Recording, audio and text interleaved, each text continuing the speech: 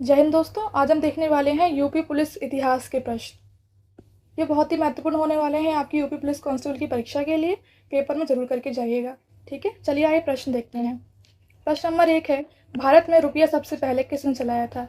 ये चलाया था शेर शाह सूरी ने। इसे याद रखेंगे। ऑप्शन सी हमारा सही हो जाएगा। दूसरा प्रश्न है, दीन इलाही धर्म किसने शुरू किया था? ये किया था अकबर ने। इसे याद रखेंगे। तीसरा प्रश्न है, पानीपत का पहला युद्ध कब हुआ था? यह हुआ था 1526 में। इसे याद रखेंगे। चौथा प्रश्न है, भारत का पहला गवर्नर जनरल कौन था? कौन था भारत का पहला गवर्नर जनरल? ये थे वॉरेन हेस्टिंग। ठीक है, इसे याद रखेंगे। ऑप्शन सी हमारा सही हो जाएगा। पांचवा प्रश्न है, रामचरितमानस के लेखक कौन है? ये हमारे तुलसीदास जी हैं। इसे याद रखेंगे। प्रश्न नंबर 6 है, भारत का राष्ट्रीय पशु कौन है? भारत का राष्ट्रीय पशु क्या है? हमारा बाघ है। इसे याद रखेंगे। सातवां प्रश्न है, सत्यमेव जयते कहाँ से लिया गया है? ये मुंडक उपनिषद से लिया गया। ऑप्शन सी हमारा सही हो जाएगा। आठवां प्रश्न है, भारत का राष्ट्रीय खेल कौन सा है? वैसे तो भारत का कोई भी राष्ट्रीय खेल नहीं है, लेकिन अगर पेपर में ऐसा प्रश्न आता है तो हमेशा हमें हॉकी लगाना है। ठीक है, तो इसे याद रखेंगे। नौवां प्रश्न है, जय जवान जय किसान का नारा किसने दिया था? ये लाल बहादुर शास्त्री जी ने दिया था। इसे याद रखेंगे। ठीक है। 10वां प्रश्न है, हड़प्पा सभ्यता किस युग की थी? ये किस युग की थी? ये थी हमारी कांस्य युग की। इसे याद रखेंगे। 11वां प्रश्न है, हड़प्पा सभ्यता का सबसे बड़ा स्थल कौन सा था? ये था राखीगढ़ी। ठीक है, इसे याद रखेंगे। सी हमारा राइट हो जाएगा। 12वां प्रश्न है, सिंधु सभ्यता के लोग किस धातु से परिचित नहीं थे? ये थे लोहे से परिचित नहीं थे। ठीक है, इसे याद रखेंगे। ऑप्शन डी हमारा सही हो जाएगा।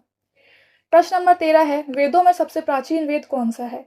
यह है ऋग्वेद, और इसी में हमारा गायत्री मंत्र है। इसे याद रखेंगे। ठीक है, भाग 3 में। प्रश्न नंबर 14 है, पुरोहित वर्ग किस वेद से संबंधित है? किस वेद से संबंधित है? यह है ऋग्वेद से। 15वां है, आर्यों का मुख्य व्यवसाय क्या था? यह था कृषि एवं पशुपालन। प्रश्न नंबर 16 है, सप्त सिंधु क्षेत्र किससे संबंधित है? किससे संबंधित है ये? आइए देखते हैं ऑप्शंस। ये है बी से संबंधित, वैदिक काल से। बी राइट हो जाएगा हमारा। 17वां प्रश्न है, महावीर का जन्म कहाँ हुआ था? ये हुआ था कुंडल ग्राम में। इसे याद रखेंगे। ठीक है। 18वां प्रश्न है, गौतम बुद्ध का जन्म कहाँ पे हुआ था? ये लुम्बिनी नेपाल में हुआ था। सी राइट हो जाएगा। सी राइट हो जाएगा। 19वां प्रश्न है, बौद्ध धर्म का प्रथम उपदेश कहाँ दिया था इन्होंने? कहाँ दिया था? सारनाथ में दिया था। इसे याद रखेंगे। सारनाथ कहाँ है? ये वाराणसी के पास है। ठीक है, इसे याद रखेंगे। 20वां प्रश्न है, जैन धर्म के 24वें तीर्थंकर कौन है? कौन थे 24वें? ये महावीर स्वामी थे। इसे याद रखेंगे। 21वां प्रश्न है, मौर्य वंश की स्थापना किसने की थी? किसने की थी? ये चंद्रगुप्त मौर्य ने की थी। सी हमारा राइट हो जाएगा। 22वां प्रश्न है, अर्थशास्त्र के लेखक कौन है?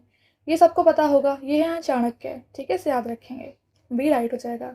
23वां प्रश्न है, अशोक ने बौद्ध धर्म कब अपनाया था? ये कालिंग युद्ध के बाद अपनाया था। बी राइट हो जाएगा। 24वां प्रश्न है, कालिंग युद्ध किसके बीच हुआ था? कालिंग युद्ध हुआ था ये अशोक और कालिंग के बीच। इसे याद रखेंगे। बी राइट हो जाएगा। 25वां प्रश्न है, गुप्त वंश का संस्थापक कौन है? कौन है गुप्त वंश का संस्थापक? ये थे चंद्रगुप्त प्रथम। सी राइट हो जाएगा हमारा। याद रखेंगे इसे।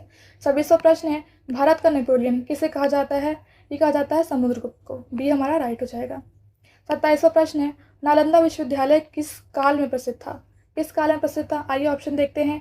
ये था गुप्त काल में प्रसिद्ध। नालंदा विश्वविद्यालय जो है गुप्त काल में प्रसिद्ध था। ठीक है, इसे याद रखेंगे। बी हमारा राइट हो जाएगा। 28वां प्रश्न है, अजंता गुफाएं किस राज्य में स्थित है? ये है महाराष्ट्र में। इसे याद रखेंगे। और यहाँ पे एलोरा की गुफाएं भी, ये भी याद रखेंगे। ठीक है। 29वां प्रश्न है, संस्कृत व्याकरण के जनक किसे माना जाता है? ये माना जाता है पाणिनि को। ठीक है, बी हमारा राइट हो जाएगा। इसे याद रखेंगे। देखिए सभी प्रश्न हो गए हैं। ये बहुत ही महत्वपूर्ण प्रश्न थे आपकी यूपी पुलिस की परीक्षा, एसएससी जीडी की परीक्षा एंड सभी आगामी परीक्षाओं के लिए बहुत ही महत्वपूर्ण प्रश्न है। इन्हें जरूर करके जाइएगा। और वीडियो अच्छी लगी चैनल को सब्सक्राइब कर दीजिएगा। मैं ऐसे ही महत्वपूर्ण टॉपिक से वीडियो बनाती रहती हूँ और चैनल पर वीडियोस आती रहेंगी। धन्यवाद। जय हिंद दोस्तों।